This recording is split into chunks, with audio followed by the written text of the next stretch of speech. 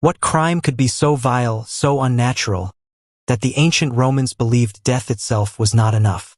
Imagine a punishment so carefully designed, so filled with symbols, that it was meant not only to kill a man, but to erase him completely from memory, from earth, from family, and even from the afterlife.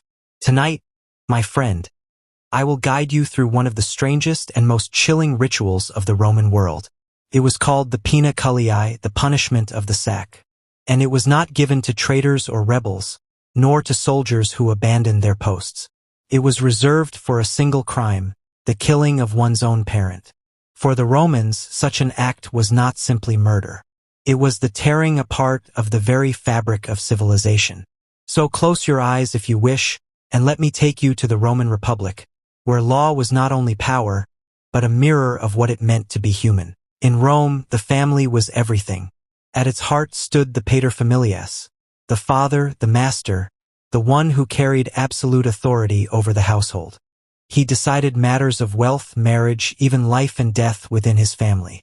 To kill such a man was not only a crime against blood, it was a crime against Rome itself. This crime was called parricide.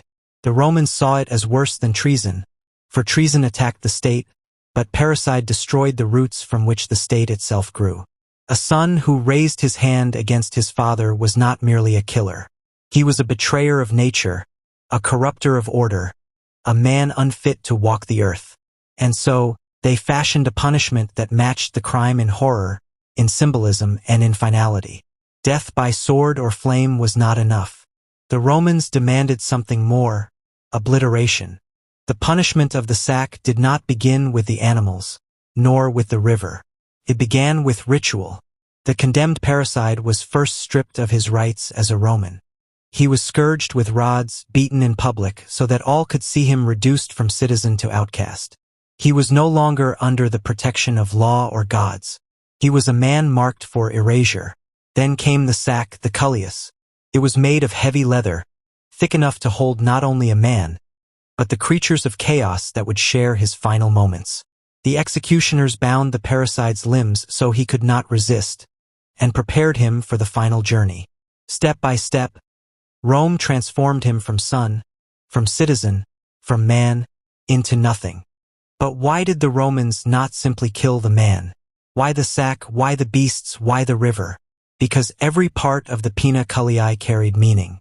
Into the sack were placed 4 creatures. The dog, once loyal, but here a symbol of impurity, a scavenger of death. The snake, cold, silent, treacherous, the very image of betrayal. The monkey, strange, uncanny, a twisted reflection of man himself, a mockery of humanity. And finally, the rooster. Its cries in darkness a sign of omens, of chaos, of doom. These were not random choices. Together, they formed a living nightmare. The sack became a womb of corruption, birthing not life, but disorder and destruction. By forcing the parricide to die with these creatures, Rome declared him less than man, stripped of dignity, chained to beasts. He was to vanish not as human, but as chaos itself.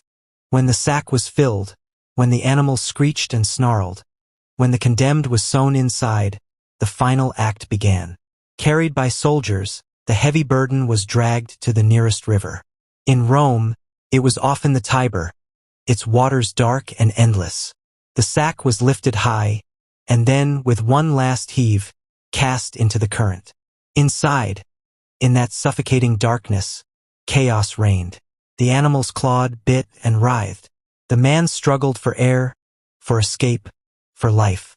Yet there was none. The river closed over him, denying him breath, denying him burial, denying him memory. For the Romans, this was the essence of justice. The parricide did not simply die. He was unmade, lost to water, to darkness, to nothingness. But even Rome, in all its cruelty, did not keep this punishment forever. By the 3rd century, the Poena Cullei had grown rare, and by the time Christianity spread across the empire, it had all but vanished. Christian emperors favored simpler, swifter executions, beheading, burning, exile. The sack, with its strange beasts and dark symbolism, belonged to an older world.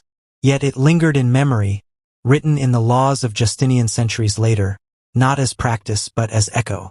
It stood as a ghost of Rome's past, a reminder of how far they would go to protect the sacred order of family. In the end, the punishment of the sack faded, but the fear it carried, the fear of betrayal within one's own blood, remained. What does this strange ritual tell us about Rome? Perhaps that they feared not only enemies at the gates, but corruption within their homes.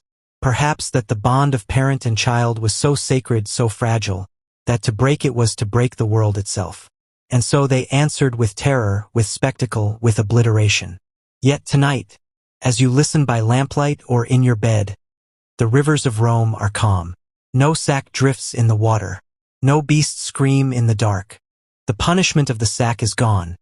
Yet its story remains, whispering across centuries of how a civilization once tried to turn law into poetry and fear into order. And so we close the story of the Poena Cullei, Rome's most dreadful punishment. A tale not only of cruelty but of meaning, of how far a people would go to defend family, order, and memory. Let it settle in your mind like the calm flow of the river, washing away the chaos, leaving only peace. For history is not only noise and violence. It is also silence, reflection, and rest. And as the moon rises over the ancient city, may your own night be free of shadows, your dreams filled with gentleness, and your heart eased by the passage of time. Good night.